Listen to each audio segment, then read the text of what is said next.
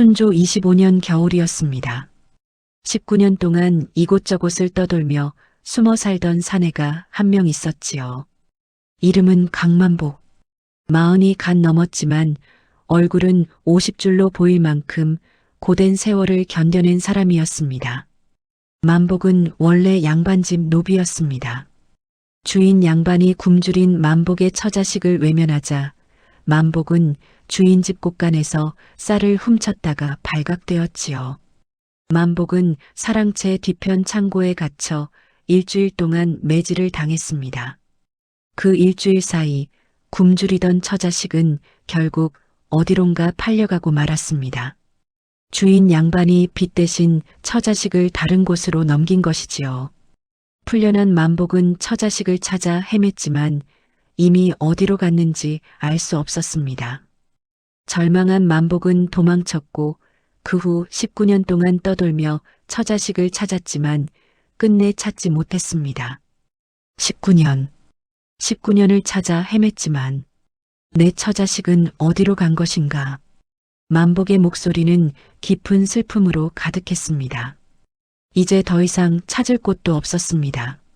만복은 한양으로 향했습니다. 하지만 아무도 떠돌이를 받아주지 않았지요. 우리 주막에는 행색이 그런 사람 재울 방이 없소. 날은 어두워지고 추위는 뼛속까지 파고들었습니다. 만복이 다리 밑에서 떨고 있을 때 지나가던 할머니가 말했습니다. 저 언덕 위에 정대감 댁이 있으니 가보시게나. 자비로운 분이라네. 만복은 비틀거리며 언덕 위 기와집을 찾아갔습니다. 대문을 두드리자 하인이 나왔고 곧 안으로 안내되었지요. 사랑방에는 백발의 노인이 앉아 있었습니다.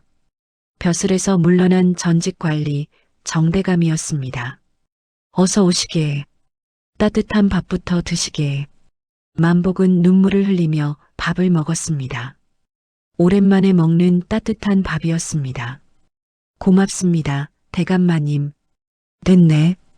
오늘은 푹 쉬고 내일 길을 떠나게.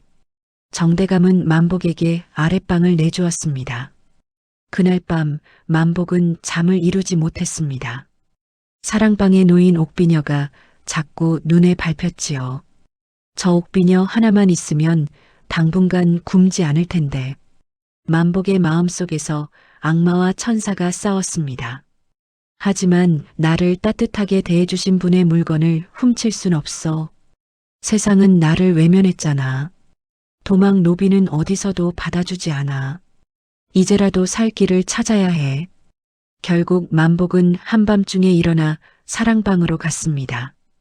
달빛에 반짝이는 옥비녀 2개를 품에 넣고 대문을 빠져나갔습니다. 동이 틀 무렵 포졸 2명이 만복을 끌고 정대감 댁 앞에 나타났습니다. 대감마님, 이놈이 옥비녀를 훔쳐 달아나는 걸 붙잡았습니다.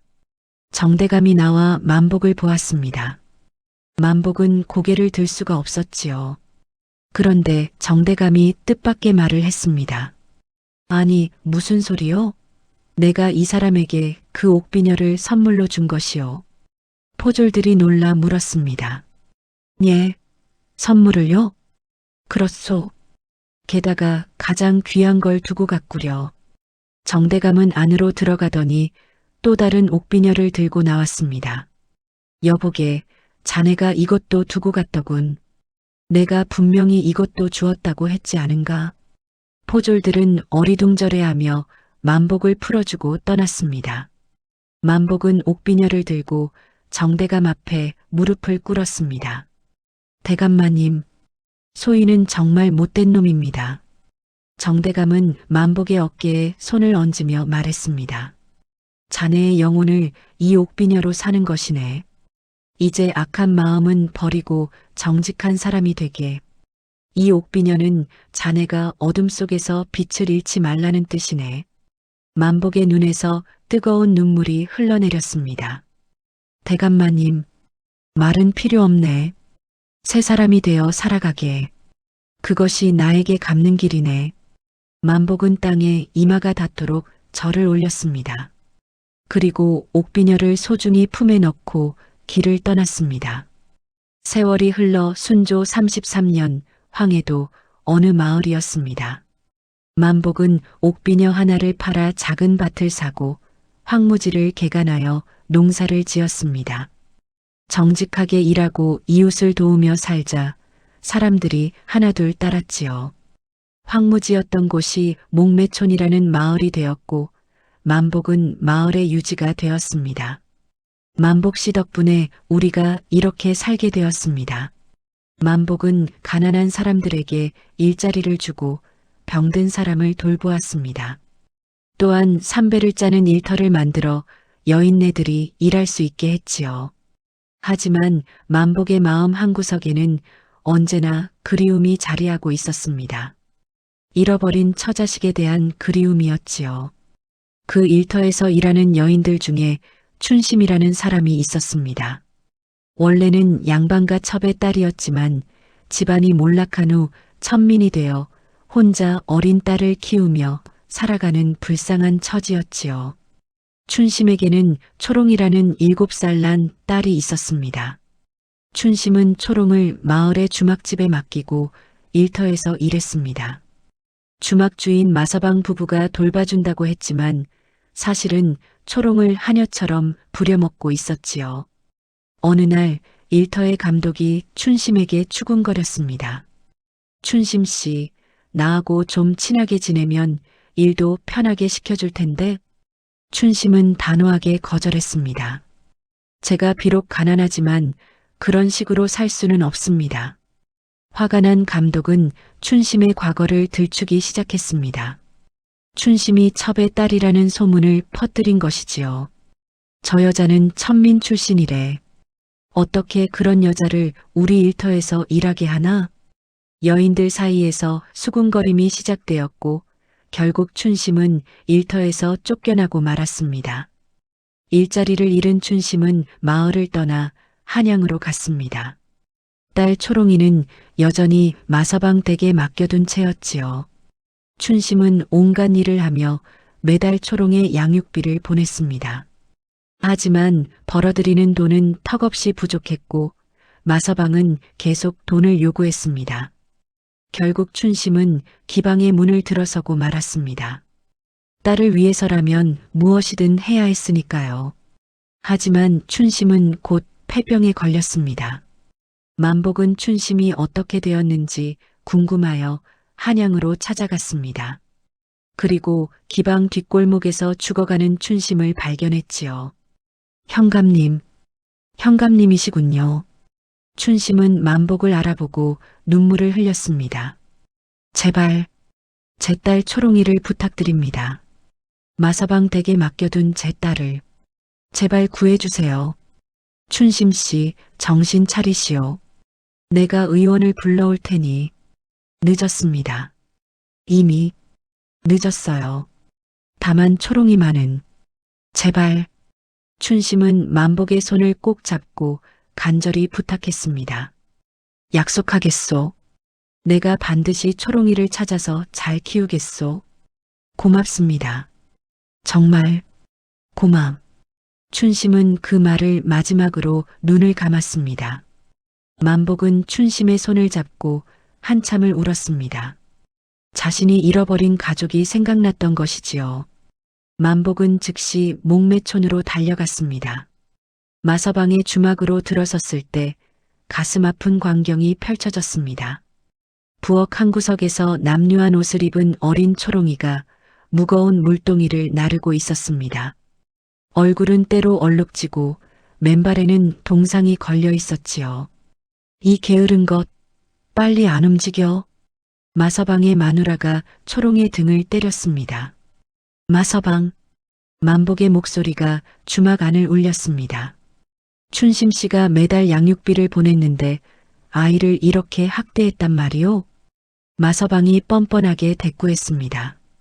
그깟 돈으로 아이 하나 키우겠소? 만복은 초롱을 품에 안았습니다.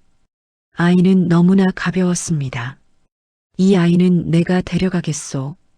지금까지 받은 돈을 모두 돌려주겠으니 방해하지 마시오. 만복은 초롱을 안고 주막을 나왔습니다. 이제 괜찮단다, 초롱아. 아저씨가 너를 지켜줄게. 초롱은 만복의 품에서 처음으로 안심한 듯 조용히 울었습니다. 만복은 초롱을 보며 생각했습니다. 내가 잃어버린 내 자식을 다시 찾은 것 같구나. 이 아이만은 꼭 잘 키워야겠어. 그 무렵 도망 노비를 잡는 일을 하는 관청의 아전 박호연이 목매촌에 나타났습니다. 박호연은 관노비 출신으로 법과 원칙을 무엇보다 중요하게 여기는 사람이었습니다. 그는 오래전 만복의 주인 양반으로부터 도망 노비를 찾아달라는 부탁을 받았던 사람이지요. 만복이라. 이 사람이 혹시 그때 그 도망 노비가 아닐까? 박호연은 만복의 얼굴을 기억하고 있었습니다. 그는 조사를 시작했습니다. 만복이라는 사람은 8년 전 갑자기 이 마을에 나타났다고 합니다. 그 전에 행적이 전혀 없습니다. 박호연의 눈빛이 날카로워졌습니다. 역시 그렇군. 도망 노비가 이름을 바꾸고 숨어 살고 있는 것이 분명해. 세월이 흘러 초롱은 아름다운 처녀로 자랐습니다. 만복은 초롱을 친딸처럼 아꼈습니다. 초롱도 만복을 진심으로 아버지라 여기며 자랐지요. 어느 봄날 초롱은 이웃 마을에 사는 청년을 만났습니다. 이름은 경수, 성실하고 착한 평민 청년이었지요. 아버지, 경수라는 도련님을 만났어요. 초롱이 수줍게 말했습니다. 처녀들은 사모하는 남자를 도련님이라 부르곤 했지요. 그래, 좋은 사람이냐? 네, 정말 좋은 분이세요. 만복은 흐뭇하게 웃었습니다. 하지만 마음 한구석이 불안했지요. 자신의 신분이 밝혀지면 초롱도 노비가 될 수 있었습니다. 조선의 법에는 노비의 자식은 노비가 된다는 규정이 있었으니까요. 내가 도망 노비라는 게 밝혀지면 초롱이도 노비가 될 수 있어. 그건 안 돼. 어느 날 박호연이 만복을 찾아왔습니다. 만복, 자네가 19년 전 도망친 그 노비가 맞지? 만복은 침착하게 대답했습니다. 아전님, 저는 정말로 새 사람이 되어 살고 있습니다. 이 마을 사람들이 증인입니다. 도망 노비를 숨겨주는 것도 죄요. 순순히 주인 양반에게 돌아가시오. 마을 사람들이 하나둘 모여들었습니다. 만복 씨를 데려가시면 안 됩니다. 만복 씨는 우리의 은인입니다. 하지만 박호연은 흔들리지 않았습니다. 법은 누구에게나 공평하오. 신분은 함부로 바꿀 수 없소. 그때 초롱이 달려왔습니다. 아버지를 데려가시면 안 됩니다. 박호연이 초롱을 보며 말했습니다. 아가씨, 이 사람은 도망 노비요. 그리고 도망 노비의 자식도 노비가 된다는 거 알아요. 초롱이 울부짖었습니다. 하지만 저는 상관없어요. 아버지는 저를 구해주셨어요. 저에겐 세상에서 가장 소중한 분이에요. 만복은 초롱을 마을 사람들에게 부탁하고 조용히 박호연을 따라 나섰습니다. 초롱아, 울지 마라. 아버지는 괜찮단다. 그날 밤 마을에 큰 불이 났습니다. 불이야. 마을이 온통 아수라장이 되었습니다. 바람이 세게 불어 불길이 삽시간에 번졌지요. 경수의 집도 불길에 휩싸였습니다. 경수의 늙은 어머니와 어린 조카들이 불길 속에 갇혀 있었습니다. 만복은 관청 마당에 포승줄로 묶여 있었습니다.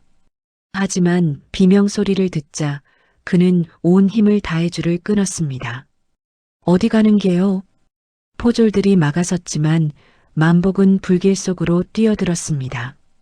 연기와 불길이 거셌지만 만복은 포기하지 않았습니다. 마침내 경수의 어머니와 어린아이들을 찾아 하나하나 밖으로 구해냈습니다. 사람들이 환호했습니다. 만복 씨가 사람들을 구했어. 김씨네 아들 어머니를 살렸어. 만복은 사람들을 안전한 곳에 내려놓고 그제야 주저앉았습니다. 온몸이 그을리고 화상을 입었지요. 경수가 달려와 만복 앞에 무릎을 꿇었습니다. 은인이십니다. 저희 어머니와 조카들을 살려주셨습니다. 초롱이 울며 만복을 끌어안았습니다. 아버지, 아버지. 박호연은 그 모습을 보며 큰 충격을 받았습니다.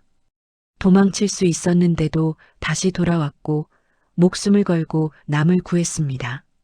평생 법만 믿고 살았는데 자신이 잡으려던 도망 노비가 자신보다 더 고결했던 것입니다.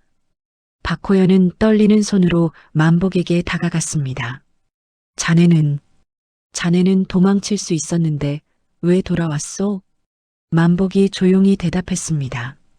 사람의 목숨이 내 한 몸보다 중하니까요. 박호연은 한참을 서 있다가 만복의 포승줄을 풀어주었습니다. 가시오. 내가 잘못 알고 있었소. 아전님, 자네는 진정으로 새 사람이 되었소. 사람의 목숨이 신분보다 중하다는 걸 오늘 깨달았소. 박호연은 관청으로 돌아가 사직서를 냈습니다. 그리고 조용히 마을을 떠났습니다. 평생을 법만 믿고 살았는데 법보다 더 중요한 것이 있다는 걸 깨달은 것이지요. 초롱과 경수는 혼인을 했습니다. 경수는 만복에게 깊이 절을 올렸습니다. 장인어른, 저희 어머니와 조카들을 살려주셔서 정말 고맙습니다. 평생 은혜를 잊지 않겠습니다. 아니네, 젊은이. 초롱이를 잘 부탁하네. 초롱을 평생 아끼고 사랑하겠습니다. 혼인날 초롱은 만복의 손을 꼭 잡았습니다. 아버지, 정말 고맙습니다. 저를 구해주시고 키워주시고. 초롱아, 나야말로 고맙구나. 내가 있어서 내가 사람답게 살 수 있었어. 그해 봄 만복은 조용히 병상에 누웠습니다. 초롱과 경수가 곁을 지켰지요. 아버지, 괜찮으세요? 그래, 괜찮단다. 만복은 품에서 옥비녀 하나를 꺼냈습니다. 정대감이 준 그 옥비녀였지요. 만복은 평생 그 옥비녀를 소중히 간직하고 있었습니다. 초롱아, 이 옥비녀를 내게 준다. 혼례 때 꽂으려고 아껴두었단다. 아버지, 이게 정대감님이 나에게 주신 것이란다. 어둠 속에서도 빛을 잃지 말라고. 이제 이 옥비녀는 내 것이다. 초롱이 울먹이며 말했습니다. 아버지, 저 평생 이 옥비녀를 소중히 간직할게요. 그래. 그리고 초롱아, 기억하렴. 사람은 신분이 아니라 마음으로 사는 것이란다. 정대감님이 나에게 가르쳐 주신 말씀이지. 사람은 언제든 다시 시작할 수 있다고. 만복은 평화로운 미소를 지으며 눈을 감았습니다. 초롱과 경수는 만복의 손을 잡고 한참을 울었습니다. 그렇게 강만복의 일생이 끝났습니다. 처자식을 잃고 19년을 도망자로 산 사람. 하지만 한 사람의 자비로 새 삶을 얻고 그 사랑을 다른 이에게 나누어 준 사람이었지요. 정대감의 옥비녀는 초롱에게 전해졌고 초롱은 그 옥비녀를 평생 소중히 간직하며 아버지의 가르침대로 살았습니다. 어둠 속에서도 빛을 잃지 않고 마음으로 살아가는 것. 그것이 강만복이 우리에게 남긴 가장 큰 유산이었습니다.